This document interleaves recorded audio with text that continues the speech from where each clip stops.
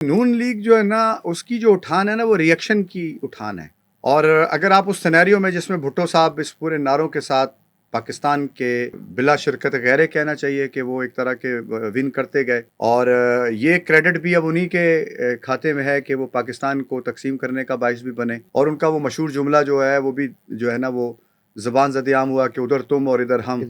تو یہ اس طرح کا ایک جنونی قسم کا یا ایک خود پسندی کا ایک جو عنصر تھا وہ نمایاں ہوا. تو اس کے نتیجے میں ایک ریئیکشن بھی چاروں طرف سے پلا. اس ریئیکشن کو پولیٹیکل ڈومین میں نون لیگ نے پراپرلی ایڈریس کیا، یا نون لیگ اس کے لیے ایک فرنٹ لائن پارٹی بن کے سامنے آئی. اور نون لیگ نے اس سارے جو اینٹی بھٹو سیگمنٹس تھا اس کو اس نے اپنے ساتھ جمع کیا. اور آپ کو یاد ہوگا کہ نون لیگ کی انیشلی جو کامیابی ہے وہ آئی جی آئی سے شروع ہوئی ہے، اسلامی جمہوری اتحاد. اور اسی کے نتیجے میں ایک نواز شریف صاحب کو ایک موقع ملا جس میں انہوں نے اینٹی بھٹو ایلیمنٹ کو پراپرلی ایڈریس کر کے اپنے ساتھ الائن کیا.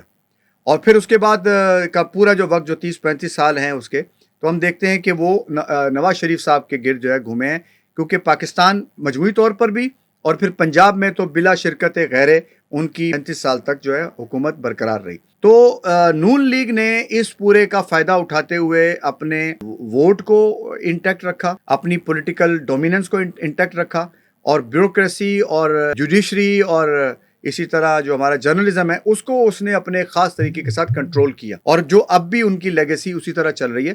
لیکن اس میں بھی نصر اللہ بھائی جو سب سے امپورٹنٹ بات ہے کہ دیکھیں، ہم جب سلوگنز کا ذکر کر رہے ہیں تو ہم نے پہلے بات کی پاکستان کے سلوگن کی، تو اس وقت پوری دنیا چینج ہو رہی تھی، تو وہ سلوگن فٹ ہو گیا اور اس کا فائدہ ایک پولیٹیکل لیڈرشپ نے اٹھایا جس نے پاکستان بنایا یا پاکستان چلایا.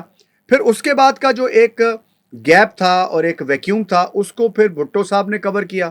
اور بھٹو صاحب جب یہ بات کر رہے تھے تو ٹو پولر ورلڈ تھی، یعنی دو قطبی دنیا تھی، اس میں وہ سوشلزم کی بات کر رہے تھے، تو وہ بھی ایک پاپولر سلوگن بنا اور اس نے ہر آدمی کو انوالومنٹ کا ایک اندیا دیا. اس وقت کے بعد جب یہ نواز شریف صاحب آتے ہیں تو اس وقت ایک ڈیولپمنٹ کی فضا ہے دنیا بھر میں. یو این او بھی جو ہے نا انٹرنیشنل جو ہے نا وہ فنڈنگ ہو رہی ہے، فورن فنڈنگز آ رہی ہیں، بزنسز اپنے عروج پہ جا رہے ہیں، نئی ٹریڈز کھل رہی ہیں، نئی ٹیکنالوجیز سامنے آ رہی ہیں. تو اس وقت تو ڈیولپمنٹ ہی کی بات تھی. یعنی آپ کو یاد ہوگا کہ انہوں نے پیلی ٹیکسی کا ایک پورا کانسیپٹ دیا اور سب لوگوں کو ٹیکسیاں دینے کا ایک طرح کا وہ دیا. تو لوگوں کو لگا کہ یہ ایک ایسی حکومت ہے جو ہمارے جو فائنینشیل ایشوز ہیں ان کو ریزالو کرے گی. تو وہ پاپولرٹی ان کی اس کے ساتھ اٹیچ تھی جو گلوبل ایک سینیریو بن رہا تھا. لیکن اس پورے کا فائدہ پولیٹیکلی تو لیا 30-35 سال، لیکن اس کے نتیجے میں جو ایفرٹ انپٹ کر کے اس ملک کو آگے کہیں لے کے جانا تھا، تو انفارچونیٹلی نیوٹرلی اس کا ایک انالیسس کیا جائے تو آپ کو لگے گا کہ ہم کہیں پر بھی نہیں پہنچے تھے، اور ہم ایک ایسے چکر ویو میں پھنس گئے جس میں گول گول گھومتے ہوئے ہم وہیں کھڑے تھے جہاں سے ہم چلے تھے. تو یہ بھی ایک ڈیلیما ہے اس پورے دور کا جس دور کا آپ نے بھی ذکر کیا ہے. لیکن ہم ذرا اس دور سے آگے جائیں گے تو تھوڑا انٹرسٹنگ، کیونکہ وہ ہم اپنے دور میں داخل ہو جائیں گے. تو کچھ سلوگنز ایسے ہیں جو اس وقت میں ہمیں فیل ہوتا ہے کہ انہوں نے پھر تھوڑا سا لوگوں کو ایک اور طرح سے انسپائر کیا، لیکن وہی کیفیت رہی ہے کہ کوئی نئی چیز نہیں ڈیولپ.